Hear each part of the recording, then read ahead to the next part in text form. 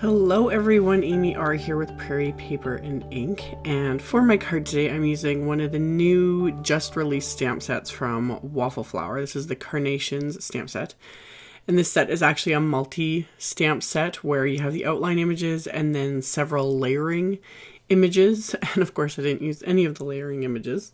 However, I think next time I use this I'm definitely going to have to, because they have them all labeled really easily. So you know which ones line up with which and which area to stamp them. They have a chart on their site as well.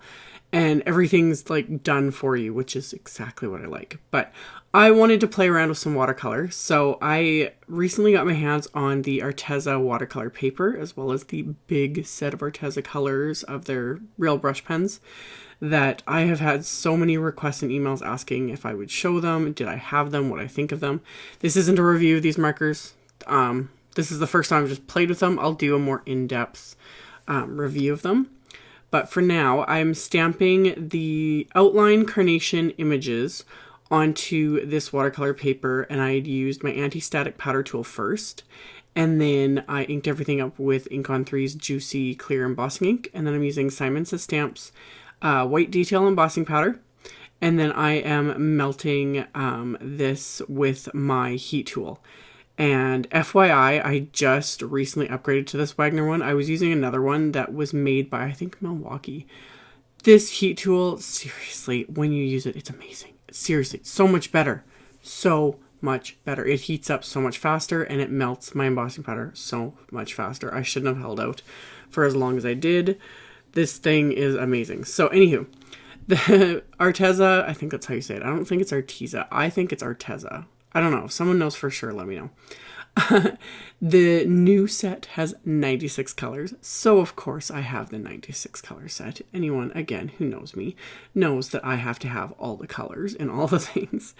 So, what I like a lot about this set is there's trays in the container. The trays are not sturdy. They're a little bit flimsy, but they're still trays, and the colors are kind of organized. You can see all nice and like in similar colors, kind of in color order.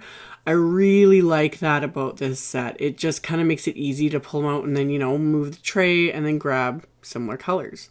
So I'm keeping things very simple and just scribbling on some color. And I chose 2 shades of each color. So, you know, a darker blue and a lighter blue. And I would scribble on the darker color. I would kind of add a bit of the lighter. I'm not really trying to blend since I'm doing this right on watercolor paper. I need to play with these on like my Bristol Smooth cardstock and see how they blend. But I'm not as concerned about blending them directly with the markers, because I like to use a water brush with things like this. And that's exactly what I'm doing. And that's exactly what I really like about these, is they're very reactive with water.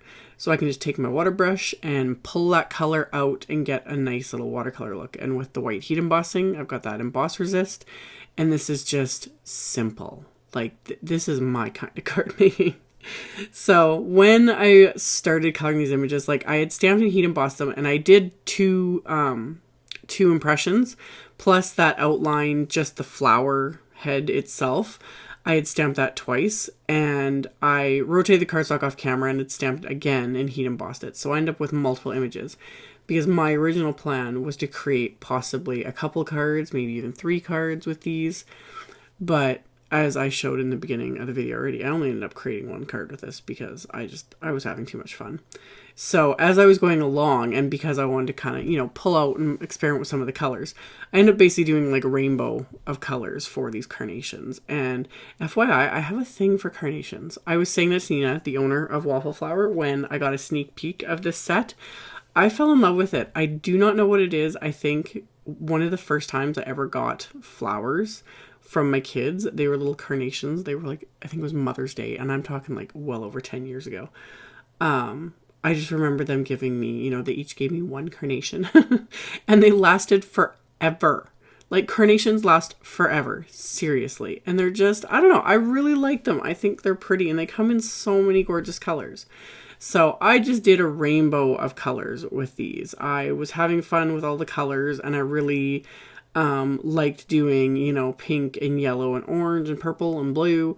And then my green, of course, I got in there with the stems and a little bit of leaves, and that was it. So these were really easy to color. They were fun.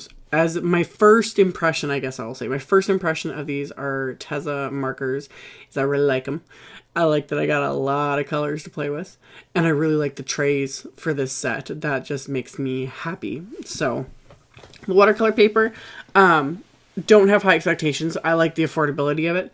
I actually personally like it. Has a strange, you can see it in a close-up photo, it has a strange kind of line impression in it, but I actually like that. I'm kind of weird that way. I've been looking for watercolor paper with this line impression. I don't know what it is. I like that texture. So for me, that works. So so far, again, first impression is I like it. I don't think it's super high quality or anything like that, but I like it. So after everything was dry, I'm going to use the coordinating wafer die set to die cut all of these out.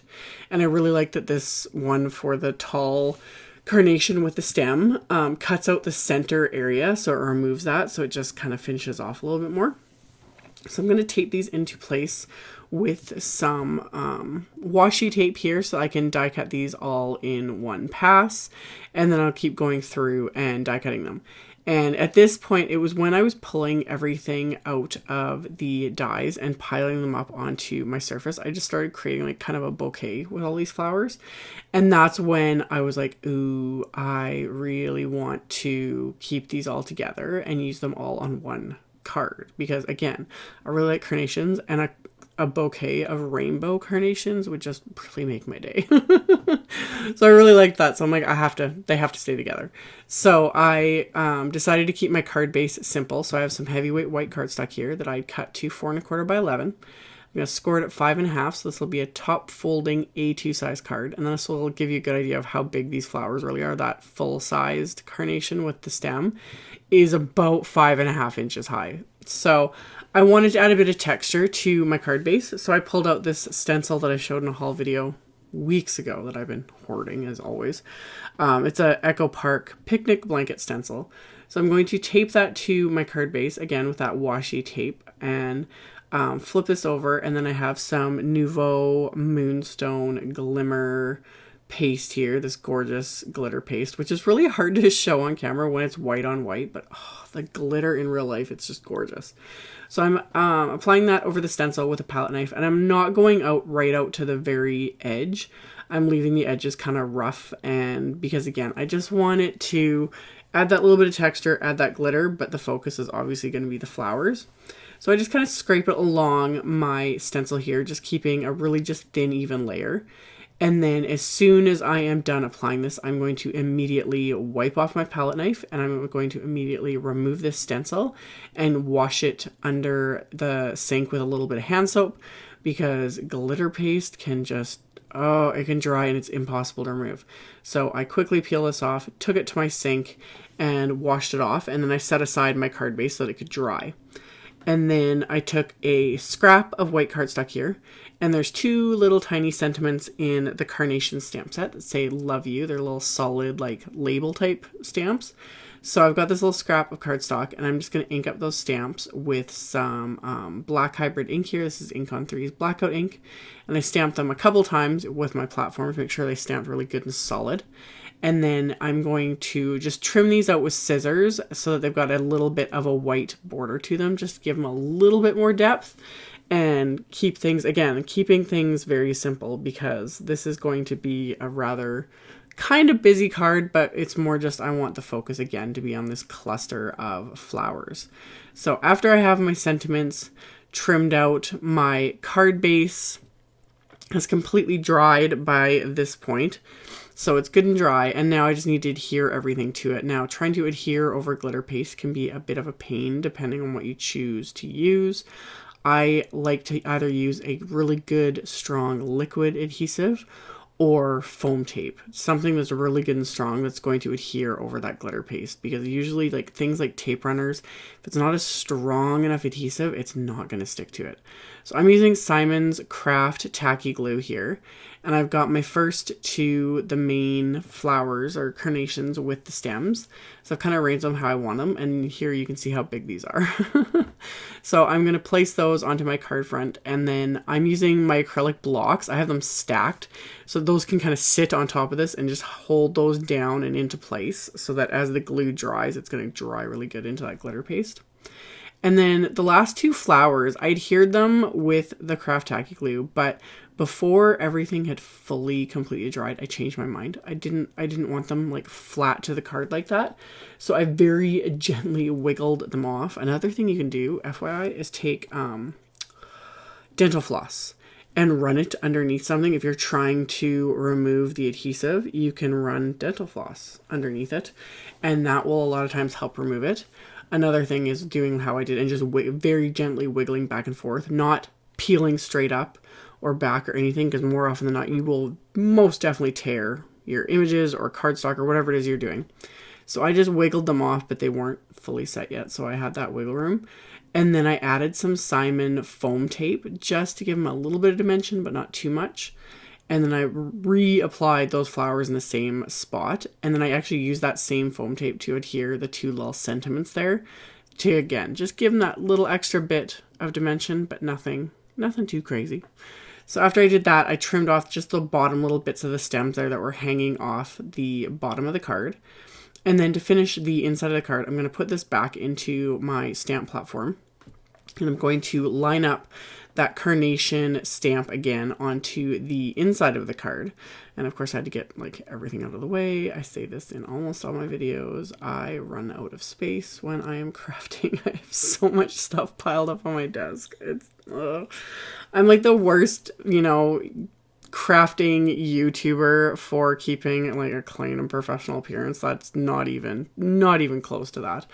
I'm just flying by the seat of my pants as always. So I'm inking up this stamp with a couple of ink cubes, and I like to use like the corner of the ink cube or the edge, and I'm, you know, holding the lid of my platform on an angle so I can see where I'm putting the ink. That way I can stamp these images with two colors, just like so. So I did that with the carnation image, and then this like little cluster of flowers. In my head, I think it looks like a little lilac cluster. I'm not sure. I'm horrible with flowers usually. Most of the time, unless they tell me exactly what it is, I don't know what it is. So that's why I colored it in purple. So I did the same thing with the ink cubes. I'm just using the corner of an ink cube and inking it up. And I kept missing a few parts because this one is much more detailed, so it was a little bit harder to see. But I just kept adding ink with the corner of the ink pad and pressing it in. And then that's just going to finish off the inside of my card. And then it's all done. So like I said, this is part of a new release. I'm actually part of a blog hop today to celebrate it. So I will have all that info in my blog post. So check that out in the description box below the video. I'll have a link to the blog post. I'll have a link to all the supplies used, etc., etc. So thank you all so much for watching and subscribing and thumbs upping and commenting on my videos. I really appreciate it. And I will see you all very soon in the next one. Bye.